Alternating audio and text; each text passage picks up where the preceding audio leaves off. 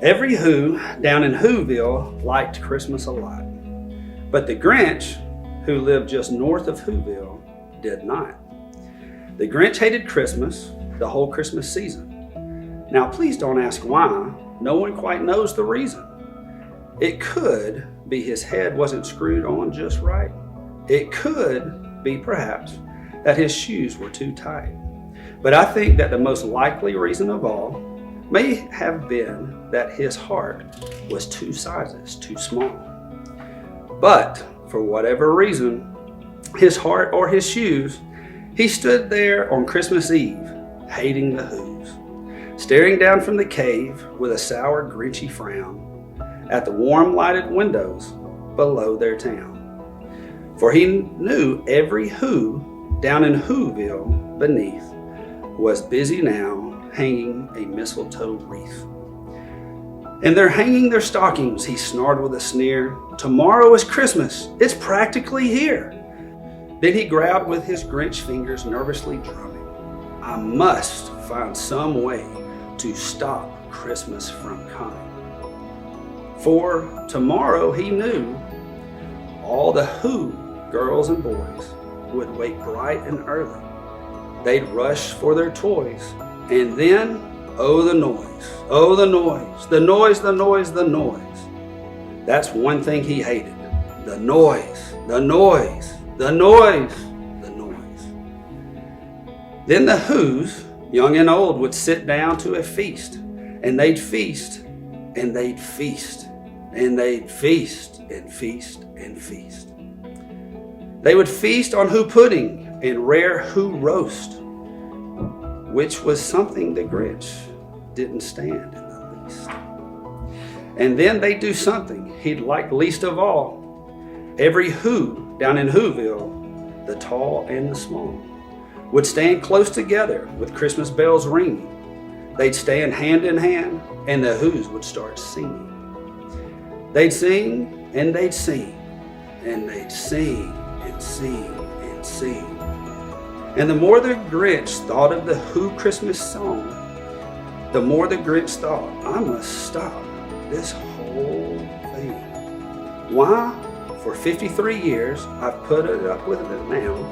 I must stop Christmas from coming. But how?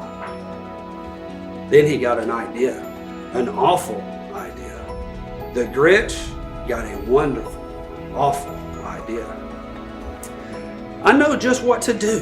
The Grinch laughed in his throat, and he made a quick Santa Claus hat and a coat. And he chuckled and he clucked. What a great Grinchy trick with his coat and his hat. I just must look like Saint Nick. All I need is a reindeer. The Grinch looked around, but since reindeer were scarce, there was none to be found. Did that stop the old Grinch? No, the Grinch simply said, if I can't find a reindeer, I'll make one instead. So he called his dog Max, and then took some red thread, and he tied a big horn on top of his head. Then he loaded some bags and some old empty sacks on a ramshackle sleigh, and he hitched up old Max. Then the Grinch said, "Gidap," and the sleigh started down toward the homes where the Who's lay a snooze in their town. All their windows were dark, quiet snow filled the air. All the Who's were all dreaming sweet dreams without care. When he came to the first little house on the square, "This is stop number 1, the old Grinchy Claus hissed, and he climbed to the roof, empty bags in his fist. Then he slid down the chimney, a rather tight pinch, but if Santa could do it, so then could the Grinch. He got stuck only once for a moment or two. Then he stuck his head out of the fireplace flue, where the little Who stockings all hung in a row. These stockings, he grinned, are the first things to go. Then he slithered and slunk with a smile most unpleasant. Around the whole room he took every present. pop guns and bicycles, roller skates, drums, checkerboard, tricycles, popcorn, and even plums. He stuffed them in his bags. Then the Grinch very nimbly stuffed all the bags one by one and up through the chimney. Then he slunk into the icebox. He took the Who's Feast. He took the Who Pudding. He took the roast beef. He cleaned out that icebox as quick as a flash. Why, that Grinch even took their last can of Who hash. Then he stuffed all the food up in the chimney with a glee. And now, grinned the Grinch, I will stuff up the tree. And the Grinch grabbed the tree and he started to shove. And then he heard a small sound like the coo of a dove. He turned around fast and he saw the small Who.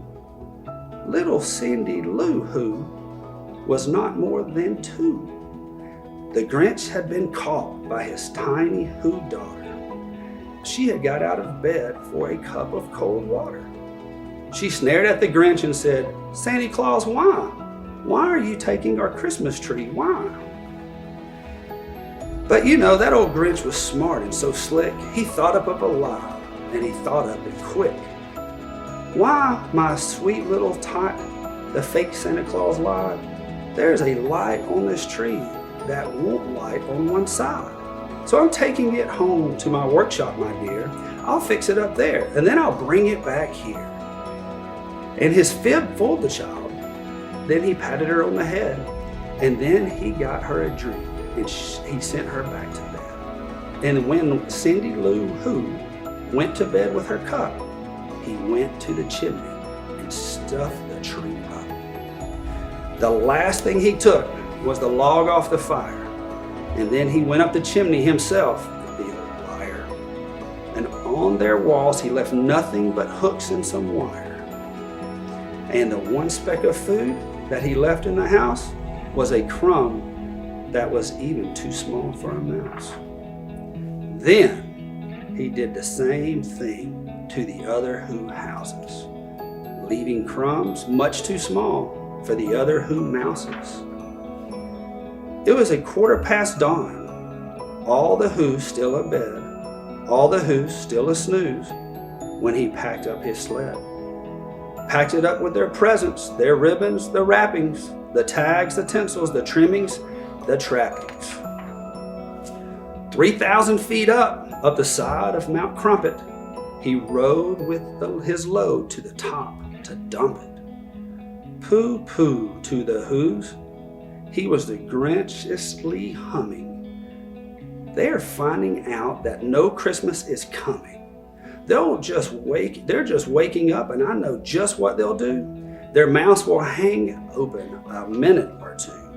Then the Who's down in Whoville will all cry boo-hoo.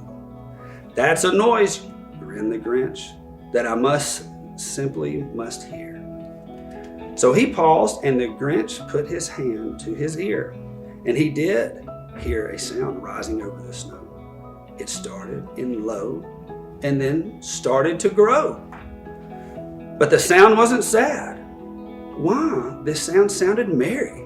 It couldn't be so. But it was merry, very. He stared down at Whoville. The Grinch popped his eyes, and then he shook. What he saw was a shocking surprise. Every Who down in Whoville, tall and the small, was singing without presents at all. He hadn't stopped Christmas from coming. It came. Somehow or other, it came just the same.